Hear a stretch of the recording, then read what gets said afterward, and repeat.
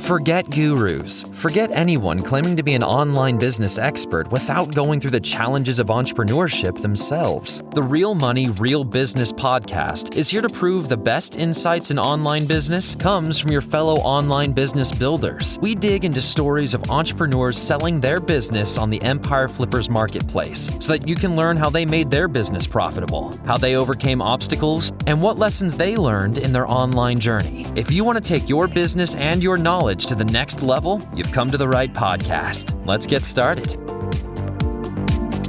Hey everyone, Brandon here with another great business to discuss on this episode of the Real Money, Real Business podcast. Today's guest is Nathan, and he's selling his Amazon FBA and e-commerce business on the Empire Flippers marketplace. So welcome to the show, Nathan, and how are you doing today? I'm good. How are you? I'm doing great. Thanks for asking, and really excited to talk to you about this business you've created. But before we get into the details of the business, let's give a general overview. So it is an Amazon FBA and e-commerce business in the occasions and gifts niche, created in September 2018. The average monthly revenue for the business is $57,570 and makes an average of $7,053 per month in net profit. For everyone listening, you can visit empireflippers.com/marketplace and search for listing number 54995 to learn more about the business, or you can unlock this listing to start your due diligence if you're interested in purchasing this asset. So now that I've given a general overview of the business, what's included in the sale is the Amazon Seller Central account with 21 SKUs, and that equates to 11 products in total, the domain and all site contents and files, trademark, the Etsy, Walmart, and eBay accounts, social media accounts for Facebook, Instagram, and Pinterest, standard operating procedures, and supplier contracts and relationships. And it is worth noting that inventory is not normally included in the list price, and further details can be provided to active buyers. So Nathan, can you tell us a little bit about your background in building and running online businesses? Yeah, sure. So when I launched this business, I had some experience in the online space, more on the blogging and building WordPress websites. And I really started experimenting with e-commerce in early 2018. And some of that experimentation was on things like Facebook ads to funnels and to websites and drop shipping and all that kind of stuff. And I really sort of narrowed the focus towards the middle of the year into building something specifically for Amazon FBA. And that's when I launched this business. And ultimately, these have been side projects for me outside of my primary work, but it's grown to be something that I'm quite proud of at this point. Yeah, no, it's really amazing to see what you've been able to accomplish over the years with this business. And where did you originally get the idea to go into this specific niche? Was there something during the content business startup phases that you noticed as a great opportunity in the occasions and gifts niche, or was it just something you happened to stumble into? You know, I think I saw a lot of, when I mentioned that I started in 2018, there's a lot of entrepreneurs and business builders who have been in this space for many years before that. And I think that where I found an opportunity to carve out a lane and to sell products that didn't have as much competition was at an intersection of a particular emotion and a particular occasion. So I really looked for the combination of those two that had cultural references that were relevant to the demographic and audience that we were selling to, and found that that was a good way to stand out and create original products. Okay. Now, where would you say that a majority of the revenue for this business is being generated? Is most of it coming through the e-commerce side of the business model, or all from Amazon FBA, would you say? Most of it is coming from Amazon, and after that, it's Etsy, and then after that, it's Walmart. Okay. And then if the business is doing so great at this time, Nathan, why are you deciding you'd like to sell it? I've been building a real estate portfolio, and for me, this has sort of grown to a point where there's a lot of moving pieces, and I think that someone who has a team or a portfolio or just wants to dedicate, the time to capitalize on where it is right now and the growth opportunities, I think it's in better hands outside of mine. I think I've done a good job getting it to where it is, but I think that it can go further with someone else, and I'd like to redeploy the capital into continuing to grow my real estate portfolio. Yeah, it's completely understandable. And was there anything that you learned while growing this business that you plan on applying to your real estate portfolio or maybe projects down the road? I think the biggest thing I've learned is the benefit of leveraging expert team members early on. We've brought on a number of great vendors that help with things like running the advertising and managing the supply chain And they've proven to be incredibly valuable in areas that I didn't have expertise. And quite frankly, I think, reading some blog posts or going through a course won't quite give you the expertise that you need for some of these things unless you dedicate your life to understanding the ins and outs of Amazon's advertising platform. And so I think, in any endeavor, leveraging the experience of really smart people, I found to be really valuable. And I would have done that sooner, I think. Yeah, really solid advice and leveraging those experts in the field. And outside of the experts in the field that you're leveraging to grow this business, was there any software or tools that really helped you at the start of establishing this business in your market? In the beginning, I used Viral Launch as a research platform. And I also thought that they had an incredibly vibrant community of information and insight and whatnot. And I think more recently, in the past year or so, I've shifted over to Helium 10. And I think, from the community and content aspect as well, I think they have an incredible, group of people and education and whatnot. And I found, their tools to be helpful. And then also just the community of other business owners and sellers to be helpful. And I also use Feedback Whiz, which I think is a great tool. That's really helpful. And I'm sure our listeners can also gain some value in those tools and maybe help them grow as well. Was there anything that you tried with this business and it just didn't give you the ROI that you were expecting? Yeah, right when we were launching, of course, we didn't know what would work. So we launched some of the products that we still have live and are successful today at the very beginning. But we also tried things in, I would say, sort of like the personal productivity niche. And those did not perform well for us. So we just never continued on with that. Okay. Where would you say that a majority of your traffic is coming from? Would you say most of it is coming through Amazon's organic search traffic, or would you say that a good chunk is coming from maybe PPC ads that you're running for your products? Majority of our traffic is all Amazon, and that's a combination of organic and all the advertising on Amazon. We do get some organic traffic and paid traffic from Pinterest. We do run paid ads on Pinterest, and because of the types of products we sell, people often save them to their Pinterest boards, which, creates an organic stream of traffic. But I wouldn't say it's anything significant compared to the Amazon traffic. Okay. And that actually segues into my next question for you quite nicely. So what other types of marketing are you doing for these products or the business at this time? It's primarily focused on, leveraging any of the Amazon advertising offerings that are available and that are effective for us. We've tried and tested them all and have a really good fine-tuned mix, and also some paid Pinterest ads. We've tried other things in the past, but those are what seem to be effective for us. And we also occasionally run some of the, deals and promotions that Amazon offers as well. Yeah, it's really great to hear. And it's also great that you already have somewhat of a roadmap for a potential buyer to come in and really focus on what's driving a lot of the traffic and a lot of the revenue and scale those opportunities further. And we'll get into a little bit deeper some of the ways that you would grow the business. But first, I wanted to ask, can you walk us through some of the typical operations or the work that you're performing on the business on a weekly basis at this time?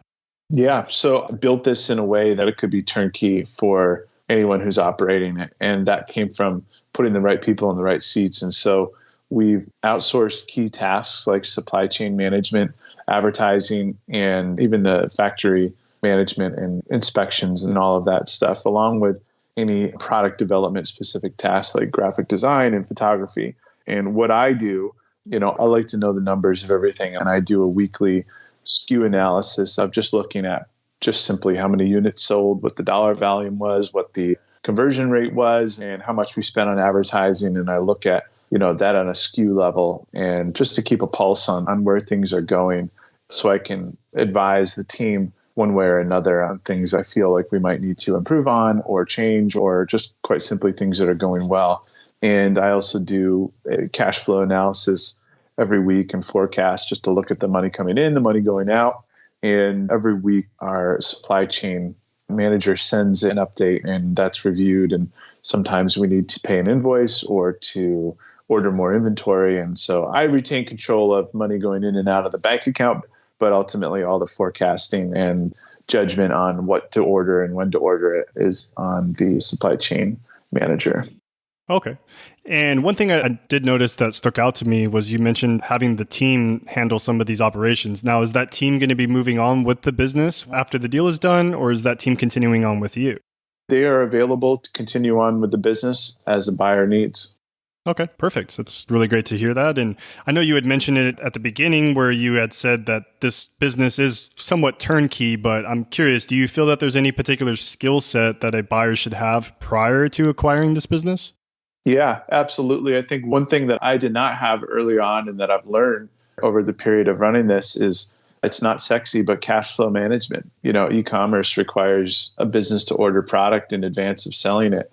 And you can't have too little and you can't have too much. And so knowing how much to order and, the terms in which you're paying your supplier and the frequency that you're paying and all that sort of stuff is, I think, pretty important. And it's not rocket science, but it was new to me.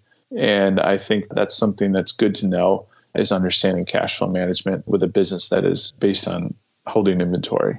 Yeah, really solid mention. And it's not something that we often hear from sellers at this part of the interview is, cash flow management. That's definitely a skill that you should have prior to acquiring, I guess, any digital asset, right? In that regard.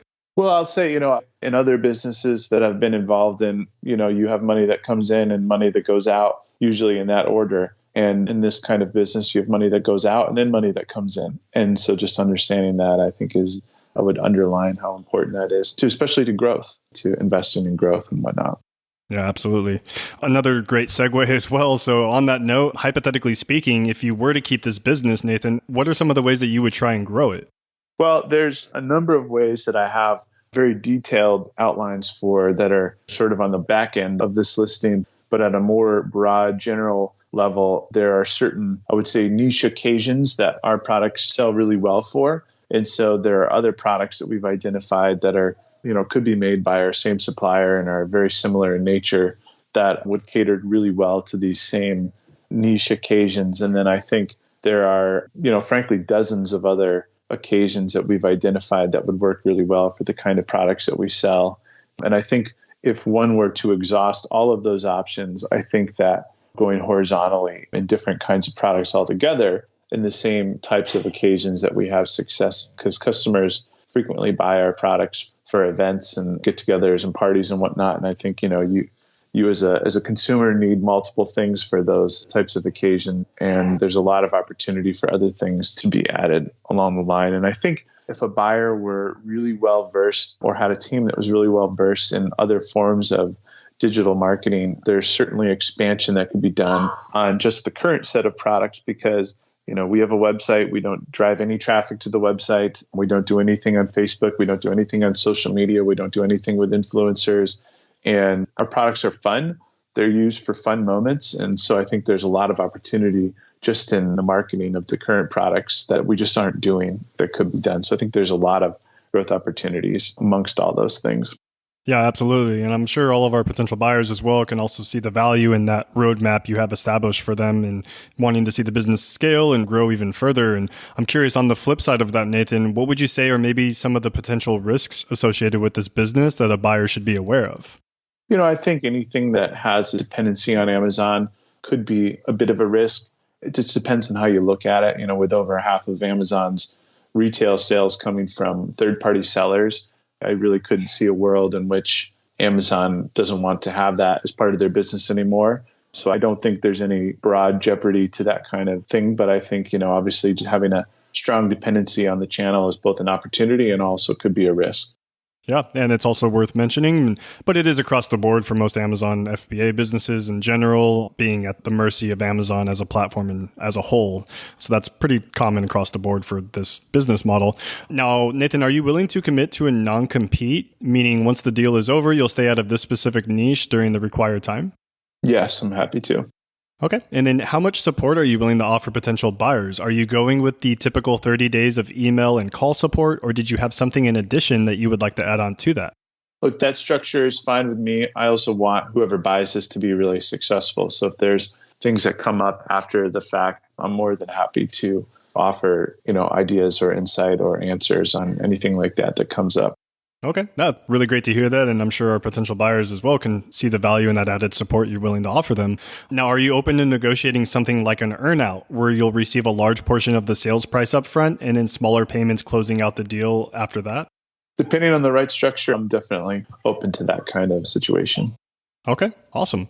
And then now, final question for you. Putting yourself in the shoes of a buyer, why do you think that your business is worth buying?